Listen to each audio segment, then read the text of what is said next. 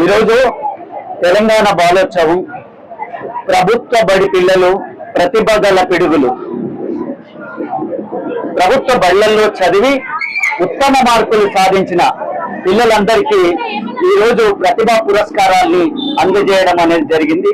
దీనికి ప్రధానంగా గ్రామీణ అభివృద్ధి శాఖ మంత్రులు, తర్వాత స్త్రీలు శిశు సంక్షేమ శాఖ మంత్రి సీతక్క గారు ఈ కార్యక్రమానికి ముఖ్య అతిథిగా విచ్చేయడం జరిగింది.